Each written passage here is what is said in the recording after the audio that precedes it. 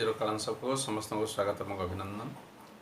आज आम जल संबल विषय आलोचना करिबा। जल एक अपरिहार्य द्रव्य आम पाई।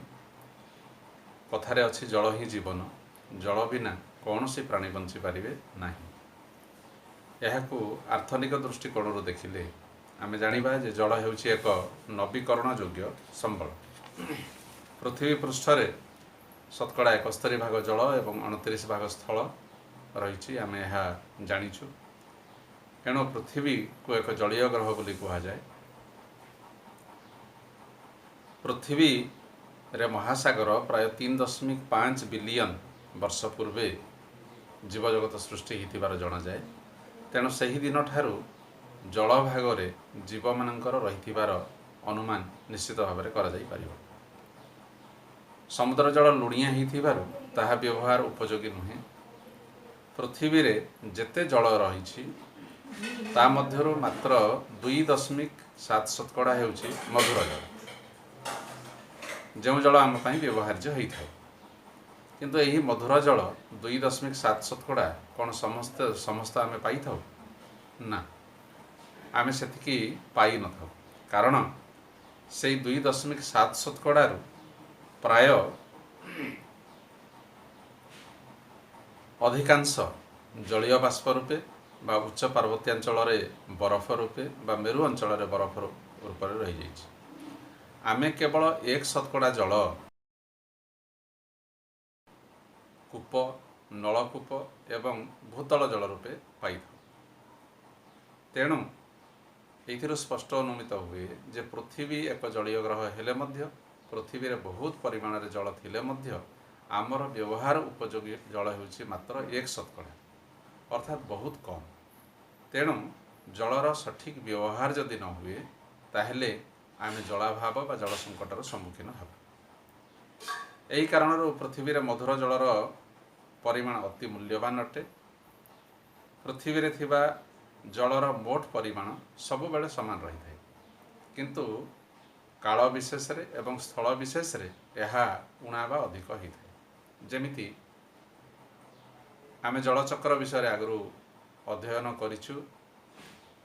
पृथ्वी पृष्ठ रे वृष्टिपात द्वारा जल पड़ी थाए।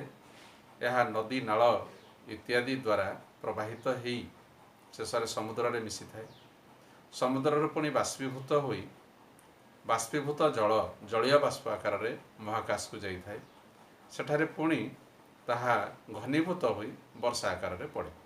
यह आमे जलचक्र बोलिक जानिछु बा यह जलर प्रवाह बोलिक कहुए। तो पृथ्वी रु जेते जल बाष्पीभूत होकर महाकाश को जाए सेठारे से ठंडा ही घनीभूत होई वृष्टिपात रूप में पृथ्वी पृष्ठ रे पड़िया पाई ताको एक परिवेश आवश्यक होता है, अर्थात ठंडा आवश्यक होता है। किंतु वर्तमान भूताप बा विश्वतापन एते अतिमात्रा रे बढ़ी जाइछि जे महाकाश रे थिबा से जलीय बाष्प घनीभूत हेबा पई मध्य सुजोग पाउ नाही। तेणु बहु परिमाणर जल महाकाश रे वर्तमान जलीय बाष्प रूप में घुरी बुलुछि। अपर पक्षरे जहाँ वृष्टिपात हुए से सबू नदी नाल इत्यादि रे बही जाए बा प्रतिदिन किसी किसी नदी नाल रे प्रवाहित हुए आउ समुद्र रे मिसी जाए। तेणु आमको मधुर जलर अभाव होता है। किछि परिमाणर जल भूतल को मध्य चली जाए। एही भली आमे आमर आवश्यकता होतिबा जलर परिमाण ठारू बहुत कम जल आमे पाई पारि थाउ। तबे देखा जीवो आमको विशेषकर पृथ्वी रे थिबा केउ नदी माने जल जोगाई थांती। पृथ्वी रे बहुत बड़ बड़ नदी एवं दीर्घतम नदी गुड़िक अच्छी।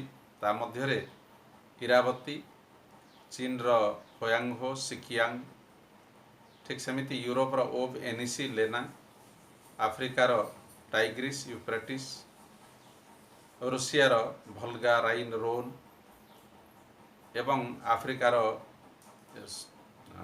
दक्षिण अमेरिकार मिसरी मिसिसिपी, उत्तर अमेरिकार सेंट लॉरेंस, ठीक सेमिति पाराना पारागुए आफ्रिकार नील नदी, कंगो यही भली अनेक बड़ बड़ नदी रही जहाँ हमको मधुर जल जोगाई। ठीक सेमिति भारत रे आमे ଅନେକ ନଦୀ ବିଷୟରେ ଜାଣିଛୁ। ଗଙ୍ଗା, ବ୍ରହ୍ମପୁତ୍ର, ମହାନଦୀ, ଗୋଦାବରୀ, କୃଷ୍ଣା, କାବେରୀ, ନର୍ମଦା, ତାପ୍ତି, ଶତଦ୍ରୁ ଇତ୍ୟାଦି ଭାରତ ବକ୍ଷରେ ପ୍ରବାହିତ ହେଉଛନ୍ତି ଏବଂ ମଧୁର ଜଳ ଦେଇଥାନ୍ତି। ଓଡ଼ିଶାକୁ ଯଦି ଆମେ ଦେଖିବା, ଓଡ଼ିଶାରେ ମହାନଦୀ, ବ୍ରାହ୍ମଣୀ, ବୈତରଣୀ, ସୁବର୍ଣ୍ଣରେଖା, ଋଷିକୁଲ୍ୟା, ସାବେରୀ, ସିଲେରୁ ଇତ୍ୟାଦି ନଦୀ ଗୁଡ଼ିକ ପ୍ରବାହିତ ହୋଇଥାଏ। ଠିକ୍ ସେମିତି ପୃଥିବୀରେ ଜଳାଧାର ଭାବରେ ଅନେକ ହ୍ରଦ ଦେଖାଯାଇଥାଏ। ତା ମଧ୍ୟରୁ ଯେଉଁ ହ୍ରଦ ଗୁଡ଼ିକ ସମୁଦ୍ର ସହିତ ସଂଲଗ୍ନ ନୁହନ୍ତି ସେଗୁଡ଼ିକ ହେଉଛନ୍ତି ମଧୁର ଜଳପୂର୍ଣ୍ଣ ହ୍ରଦ। କିନ୍ତୁ ଏଭଳି କିଛି ହ୍ରଦ ଅଛି ଯାହା ସମୁଦ୍ର ସହିତ ସଂଲଗ୍ନ ହୋଇନଥିଲେ ମଧ୍ୟ ସେହି ହ୍ରଦର ଜଳ ବ୍ୟବହାର ଉପଯୋଗୀ ହୋଇପାରିନଥାଏ। ତ ମୁଖ୍ୟ ହ୍ରଦ ଗୁଡ଼ିକ ମଧ୍ୟରେ ରହିଛି ଆରାଲ ହ୍ରଦ, Baikal, Caspian, Erie, Ontario, Superior, Michigan, Huron, Victoria, Albert, Edward ଇତ୍ୟାଦି। ଇଏ ହେଉଛି ପୃଥିବୀର ସବୁ ବଡ଼ ବଡ଼ ହ୍ରଦ ଗୁଡ଼ିକ। ଠିକ୍ ସେମିତି ଭାରତରେ ଆମେ ଜାଣିଛୁ ଚିଲିକା ହ୍ରଦ ଅଛି, ଡାଲ ହ୍ରଦ ଅଛି, ସମ୍ବର ହ୍ରଦ ଅଛି। ଚିଲିକା ହ୍ରଦ ପାଇଁ ଆମର ଓଡ଼ିଶା ମଧ୍ୟ ପ୍ରସିଦ୍ଧ। ଓଡ଼ିଶାର ହ୍ରଦ ବୋଲି ତାକୁ କୁହାଯାଇଥାଏ ଏବଂ ଏକ ଭୂସ୍ଥଳୀୟ ହ୍ରଦ ମଧ୍ୟ ଅଛି, ଅଂଶୁପା, ପୃଥିବୀ। ତ ଏହିଭଳି ଭାବରେ ବିଭିନ୍ନ ସ୍ଥାନରେ ଜଳ ବଣ୍ଟିତ ହୋଇକରି ରହିଛି। ଆମେ ସାଧାରଣତଃ ଜଳର ବ୍ୟବହାର କରିଥାଉ ପାନୀୟ ରୂପେ, ରନ୍ଧନ କାର୍ଯ୍ୟ ପାଇଁ, ପରିଷ୍କାର ପରିଚ୍ଛନ୍ନ କରିବା ପାଇଁ, ଆମର ଦୈନନ୍ଦିନ କାର୍ଯ୍ୟ ପାଇଁ ଜଳର ବ୍ୟବହାର କରିଥାଉ। ଠିକ୍ ସେମିତି କୃଷି, ଶିଳ୍ପ, ବିଦ୍ୟୁତ୍ ଶକ୍ତି ଉତ୍ପାଦନ ଆଦି କାର୍ଯ୍ୟରେ ମଧ୍ୟ ବ୍ୟବହାର କରାଯାଇଥାଏ। ଠିକ୍ ସେମିତି ଜଳର ବ୍ୟବହାର ହୋଇଥାଏ ଯାତ୍ରୀ ପରିବହନ, ମାଲ ପରିବହନ ଇତ୍ୟାଦି ଜଳପଥ ପାଇଁ। ତ ଏହି ସମସ୍ତ କାର୍ଯ୍ୟ ପୃଥିବୀରେ ବସବାସ କରୁଥିବା ପ୍ରାୟ 600 କୋଟିରୁ ଉର୍ଦ୍ଧ୍ୱ ଲୋକଙ୍କ ଦ୍ୱାରା ହୋଇଥାଏ। ଏହି ସମସ୍ତ କାର୍ଯ୍ୟ ପାଇଁ ବ୍ୟବହାର କରୁଥିବା ଜଳ ବର୍ତ୍ତମାନ ଥିବା ପୃଥିବୀର ଜନସଂଖ୍ୟା ତୁଳନାରେ ବହୁତ କମ୍। ତେଣୁ ଆମକୁ କାଳକ୍ରମେ ଦେଖିବାକୁ ମିଳୁଛି ଯେ ପୂର୍ବାପେକ୍ଷା ଏବେ ଜଳାଭାବ ବଢ଼ିବାରେ ଲାଗିଛି। ଜଳାଭାବ କହିଲେ ଆମେ କ'ଣ ବୁଝିବା? ଆମେ ଆବଶ୍ୟକ କରୁଥିବା ସଠିକ୍ ପରିମାଣର ଜଳଠାରୁ କମ୍ ଜଳ ଉପଲବ୍ଧ ହେବାକୁ ଜଳାଭାବ କୁହାଯାଏ। ଅର୍ଥାତ୍ ଏଭଳି କିଛି ଜଳ ଅଛି ଆମ ଆଖପାଖରେ ଯାହାର ପରିମାଣ ବହୁତ ବେଶୀ, କିନ୍ତୁ ତାହା ବ୍ୟବହାର ଉପଯୋଗୀ ହେଉନଥିବାରୁ ସେ ମଧ୍ୟ ଜଳାଭାବର ଏକ କାରଣ। ତ ଏହିଭଳି ଭାବରେ ଯଦି ଦେଖିବା, ପୃଥିବୀରେ ବୃଷ୍ଟିପାତ ଜନିତ ଏବଂ ବୃଷ୍ଟିପାତ ପରବର୍ତ୍ତୀ ସଞ୍ଚୟ ଜନିତ କିଛି ବ୍ୟତିକ୍ରମ ହେତୁ ବିଭିନ୍ନ ସ୍ଥାନରେ ଜଳାଭାବ ଦେଖାଯାଇଥାଏ। ଠିକ୍ ସେମିତି କିଛି ମରୁଡ଼ି ପ୍ରବଣ ଅଞ୍ଚଳ ଅଛି ଯେଉଁଠାରେ ବାର୍ଷିକ ବୃଷ୍ଟିପାତ କମ୍ ହୋଇଥାଏ। ଯେଉଁଠାରେ ବାର୍ଷିକ ବୃଷ୍ଟିପାତ ଅଧିକ ହୋଇଥାଏ ସେଠାରେ ଥିବା ନଦୀ ଗୁଡ଼ିକ ଦ୍ୱାରା ଅବାଧ ଭାବରେ ଜଳ ପ୍ରବାହିତ ହୋଇ ସମୁଦ୍ରରେ ମିଶିଯାଏ। ତେଣୁ ସେଠାରେ ମଧ୍ୟ ଜଳାଭାବ ଦେଖାଯାଇଥାଏ। ସେଥିପାଇଁ ଆମେ ଜଳର ସଂରକ୍ଷଣ କରିବା ନିହାତି ଆବଶ୍ୟକ। ଜଳର ସଂରକ୍ଷଣ ଆମେ କିଭଳି କରିବା ଏବଂ ଜଳର ସଂରକ୍ଷଣ କିଭଳି ଭାବରେ କଲେ ଆମେ ବ୍ୟବହାର କରିବା ସହିତ ଆମର ପରବର୍ତ୍ତୀ ପିଢ଼ି ପାଇଁ ତାହା ସଞ୍ଚିତ ହୋଇକରି ରହିବ, ସେଥିପାଇଁ କିଛି ପଦକ୍ଷେପ ଆମକୁ ନେବା ଦରକାର। ପଦକ୍ଷେପରେ କ'ଣ ରହିଛି? ଆମେ ପ୍ରଥମେ ଦେଖିବା ଯେ ଆବଶ୍ୟକତା ଠାରୁ ଅଧିକ ଜଳ ବ୍ୟବହାର କରିବା ନାହିଁ। ଏହା ହେଉଛି ଜଳ ସଂରକ୍ଷଣର ଏକ ବଳିଷ୍ଠ ଉପାୟ। ଠିକ୍ ସେମିତି ଜଳ ଯେପରି ପ୍ରଦୂଷିତ ନ ହୁଏ ସେଥିପାଇଁ ମଧ୍ୟ ଆମେ ଧ୍ୟାନ ଦେବା କଥା। ଆମେ ସମସ୍ତ ଭାଇ ଭଉଣୀ ତୃତୀୟ ଚତୁର୍ଥ ଶ୍ରେଣୀରୁ ପଢ଼ିଛୁ ଯେ ଗାଁ ଗହଳରେ ଥିବା ପୋଖରୀ ପାଣିରେ ଗାଧୁଆ ପାଧୁଆ, ବାସନ ଧୁଆଧୋଇ କରିବା, ଲୁଗାପଟା ସଫା କରିବା, ଏପରିକି ନିଜର ପଶୁଧନକୁ ମଧ୍ୟ ନେଇକରି ସେଠି ସ୍ନାନ କରାଇବା ଦ୍ୱାରା ପୋଖରୀର ଜଳ ଅପରିଷ୍କୃତ ହୁଏ। କିନ୍ତୁ ସେହି ଅପରିଷ୍କୃତ ଜଳକୁ ମଧ୍ୟ ଲୋକେ ବାଧ୍ୟ ହୋଇ ବ୍ୟବହାର କରିଥାନ୍ତି।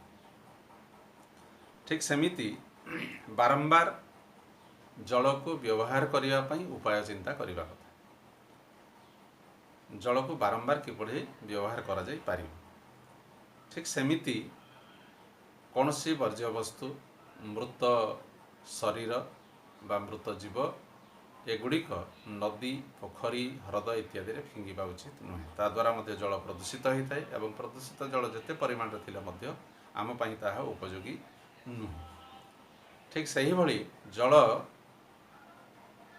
अभाव देखा देता है आमको केतेबेले जेतेबेले आमे कोनसी जलाधार को आवर्जनामय कर सेतेबेले मध्य जलाभाव देखा आउ एक जलाभाव हुए जो स्थान पर जहाँ उपयोगी सही भली जल व्यवहार न करी आमे भिन्न प्रकार जल से व्यवहार करमती उदाहरण नि जाई पारे आमे समस्ते अनुभव करथिबा गोटे जिनस जे भोजी मानकरे अनेक स्थान रे पाउच पानी पीवा पई दिया जाई थाए सेटा ताहे होछि पानीय जल किंतु आमे अनेके कोन करू ताहा हाथ धुआ धुई रे आमे सारी तेणु यही सब दृष्टि देखा गले ताहाकू जल नष्ट करा जाउछि बोलिक धरे ठीक सेमिति कृषि क्षेत्र में जोठारे जलसेचन करा जाउछि सेठारे प्रवाह जलसेचन न करी जदि बुंदा जलसेचन बा छिंचा जलसेचन करा जाए ताहले मध्य जलाभाव को आमे दूरे देई पारिबो। शुष्क अंचल मानकरे कम जल आवश्यक करुथिबा कृषि आमे करि पारिबा। बारंबार आमे कृषि क्षेत्र को परिवर्तन करने कथा नुहे कारण कृषि क्षेत्र परिवर्तन हेले सुखा टांगारा माटी अधिक जल आवश्यक करिथाय। ठीक सेमिति नदी मानकरे जो जल प्रवाहित ही समुद्र भीतर को चली जाउछि सेही नदी मानकर विभिन्न स्थान रे आनिकट ब्यारेज किंबा डैम सब प्रतिष्ठा करी आमे जलर संरक्षण करि परिबा। अपरपक्षरे वृक्षरोपणर परिमाण जदि अधिक बढ़ाई दिया जाए ताहले भूतल जल अधिक परिमाण रे संचित ही रही पारिबो। तो आमे एतिकी काम कले आमर जल संरक्षण हो पारिबो एवं आमे निजे जलर सठिक व्यवहार करी सुख स्वाच्छंद्यर सहित जीवन यापन करने सहित आगामी पीढ़ी पई मध्य आमे जल संरक्षण करिबा।